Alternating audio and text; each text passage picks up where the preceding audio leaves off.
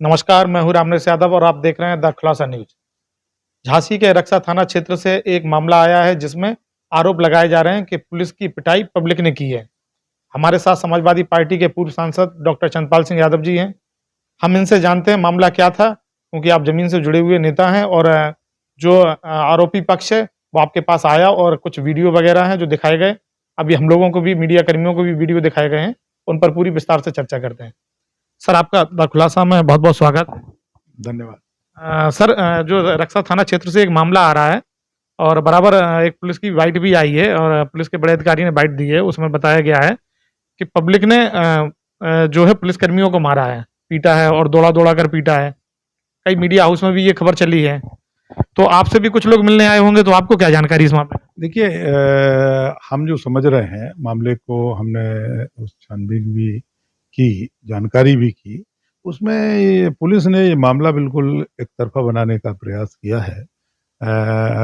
मैं तो समझता हूँ कि उस घटना की पेशबंदी में पुलिस ने इस एफआईआर को लिखा है, क्योंकि कोई उस गांव की एक महिला ने, वो आपसी लोग हैं, आपस में आमने-सामने रहने वाले लोग हैं, उन्होंने शिकायत की थी, प्रार्थना पत्र दिया था। उस प्रार्थना पत्र की जांच करने 2 सब इंस्पेक्टर गए थे 7 तारीख को, जबकि 6 तारीख को एक दूसरे सब इंस्पेक्टर गए थे और उन्होंने जांच करके वो आ गए थे। लेकिन 7 को फिर 2 लोग गए उस एप्लीकेशन की जांच करने के लिए, और जांच करने में उन्होंने उस एक बुजुर्ग को जबरदस्ती थाने ले जाने की बात कही। हो सकता है कि बुजुर्ग ने उसका विरोध किया हो।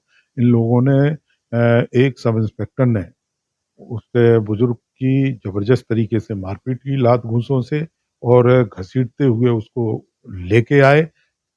इस बात पे, क्योंकि वो हार्ट का मरीज था, उस वो व्यक्ति बेहोश हो गया, वहाँ गिर गया। पूरे गांव में ये चर्चा हो गई कि मौत हो गई है। गांव के लोग दौड़ गए खेत में और सारे लोग, सब इंस्पेक्टर वहां से, एक सब इंस्पेक्टर वहीं घटना स्थल पे खड़े रहे, दूसरे सब इंस्पेक्टर वहां से भागे हैं, और उन्हीं लोगों की मोटरसाइकिल लेकर के भागे जो आज भी रक्सा थाने में खड़ी हुई है।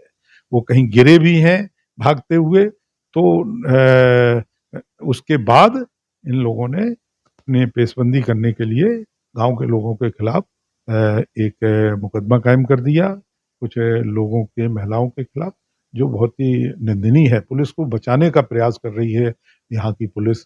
पुलिस की जो गतिविधियां हैं, जो कार्रवाई है, वो इतनी बड़ी कोई संजीदगी भरी घटना नहीं थी जिसकी एप्लीकेशन दी गई थी। उसको बैठा करके सुलझाया जा सकता था, उनको बुला करके उस कार्रवाई को समाप्त किया जा सकता था। लेकिन जिस तरीके से बुजुर्ग की मारपीट की गई, जिस तरीके से वहाँ के लोगों को प्रताड़ित किया गया, और उसके बाद पेशबंदी में सरकारी कार्य में बाधा पहुंचाने के नाम पे एक एफआईआर दर्ज कराई गई। निश्चित रूप से ये पूरी तरीके से गलत एफआईआर है, लोगों को प्रताड़ित करने वाली कार्रवाई है।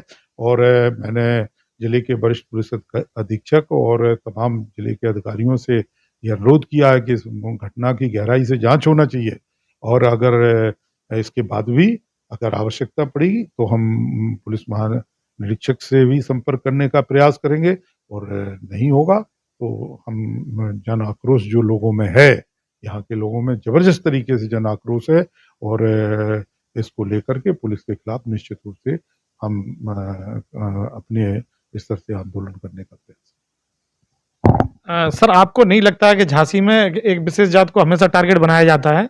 और इसके अलावा अगर गौर से देखे जाएँ थाने, जैसे आप यहाँ से शुरू करिए, यहाँ जो शुरुआत होती है, अगर जालौन पार करिए तो पूंछ से शुरुआत होती है झांसी की। लगातार पहले पूरे जनपद में एक भी जो विशेष जाति का कोई जो है, तो ना वो इंस्पेक्टर है किसी थाने में और ना सब इंस्पेक्टर थाना इंचार्ज है। और इसके अलावा अब जो एक ड्राइवर की पोस्ट होती है जो थानों में बहुत छोटी मानी जाती है, उस विशेष जाति को वहाँ से थानों से हटा दिया गया है। ऐसा क्या है?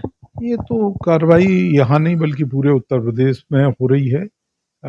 लेकिन ये मैं समझता हूँ कि भाई पुलिस अधीक्षक का विशेषाधिकार है किसको रखना किसको नहीं रखना। लेकिन हम तो केवल इतनी बात कहना चाहते हैं कि लोगों को न्याय मिलना चाहिए।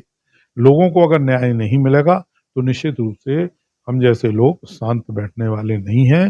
पुलिस प्रशासन के खिलाफ अगर आंदोलन भी करना पड़ेगा तो निश्चित रूप से करेंगे, क्योंकि जिस तरीके से एक तरफ गांव के लोगों को प्रताड़ित किया जा रहा, लाठी डंडों से मारा जा रहा, दूसरी तरफ उन्हीं के खिलाफ मुकदमा कायम किया जा रहा, कितनी देर चुप बैठा जा सकता है? बिल्कुल चुप नहीं बैठेंगे और हर प्रकार की लड़ाई लड़ने के लिए तैयार हैं। जो रक्षा प्रकरण है इसमें आपको क्या लगता है कि झांसी पुलिस पे आपको कितना विश्वास है? झांसी पुलिस पूरी तरीके से पक्षपात कर रही है। हमने पुलिस के अधिकारियों के बयान भी सुने हैं, अखबार में भी उनके बयान हमने पढ़े हैं। पूरी तरीके से पक्षपात कर रही है, उन्हें गांव के गरीब कमजोर लोगों को प्रताड़ित करने का प्रयास कर रही है। उनको प्रताड़ित करने की कार्रवाई का हम पूरी तरीके से विरोध करते हैं और जहां तक विरोध करना पड़ेगा हम करेंगे।